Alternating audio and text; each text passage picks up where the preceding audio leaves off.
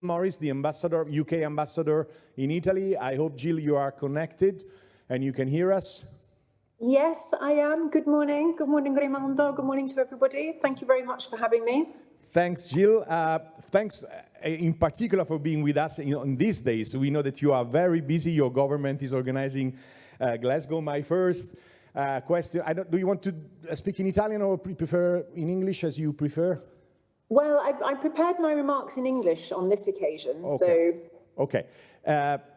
Everything is ready for Glasgow. There is a lot of hope and a lot of expectations.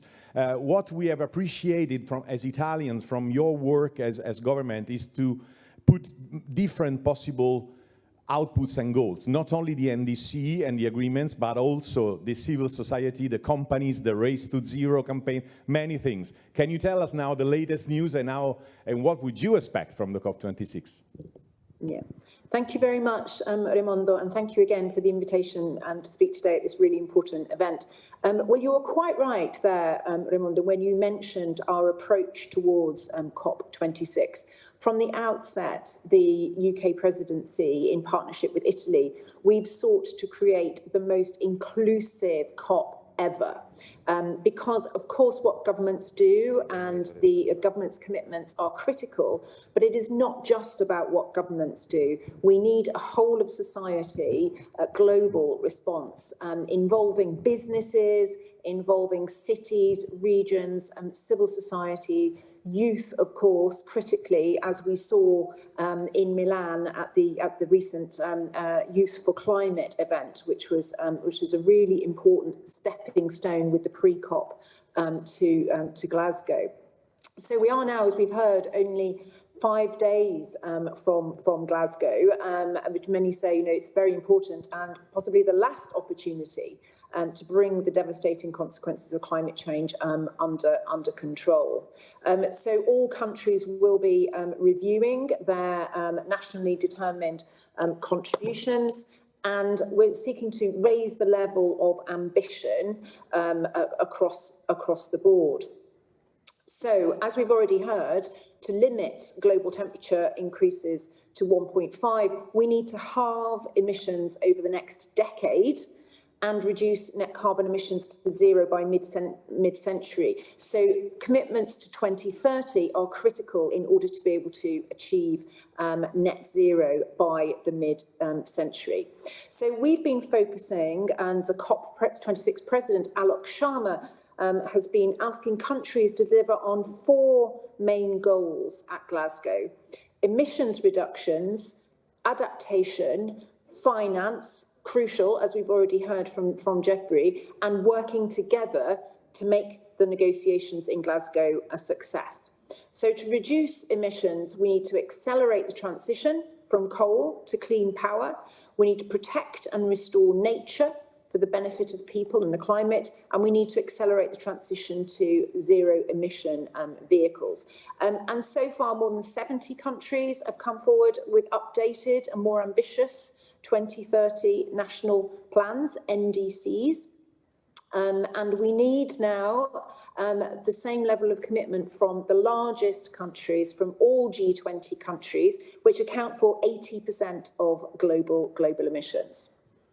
So reducing emissions. And then, of course, climate change is already happening, and it's striking the vulnerable populations the hardest. So we need to take more action to minimise and address the loss and damage that's already happening. And that's why we need to adapt. That's what adaptation means, adapting to the consequences we're already feeling of climate change with the right technologies, early warning alert systems to prevent future threats and to build resilience in infrastructure and in agriculture. Now, whether it's adaptation or whether it's emissions reduction, and this is the third point, we can't do any of that without finance. So, and tackling climate change in that way would be impossible without the right finance. So it is really important that the developed world delivers on the commitment to find $100 billion a year to support developing countries in order to adapt and to make the green transition. And that finance point is an absolute priority for this COP26 presidency. And then lastly, to come back to my point at the beginning, this change can't and won't and mustn't happen by governments alone. Regions, businesses, cities, citizens must be an integral part of this process. So the Race to Zero, which is the UN-backed global campaign rallying non-state actors, including those I've mentioned, financial, also educational institutions, is a great example of how civil society is taking bold, rigorous, immediate action to halve emissions by 2030 and deliver a healthier and fairer zero carbon world. Everybody needs to be part of the change. We can still do this. It is still possible to achieve these objectives, but we must act. We must act together, and we must act now, because not only will the green transition allow us to achieve net zero emissions by 2050, but it also offers new jobs and prosperity. And that's why in the UK, we've recently adopted our new national strategy for net zero, and turning it into a mission for the greatest opportunity to create jobs and prosperity. There is no choice to be made between meeting our climate goals and driving growth. They are the same thing. In order to build back better and have recover from the pandemic and drive growth, we need to do the green transition.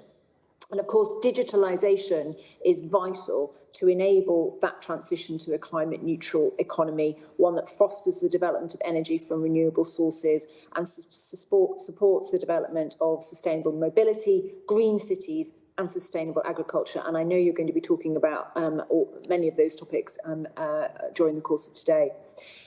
So to conclude, for years we have been thinking that embracing a sustainable lifestyle, making this green transition in our societies, in our economies, requires sacrifices. And of course, it is difficult to make these transitions.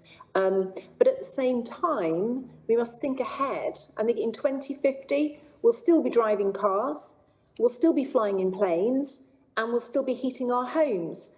But our cars will be electric, our planes will be zero emission, and our homes will be heated by sustainable energy. So that's what we should keep our eyes on, that positive future, that green future, the clean and the prosperous future that awaits us. And we all must now do our part to achieve that. We're at a crisis.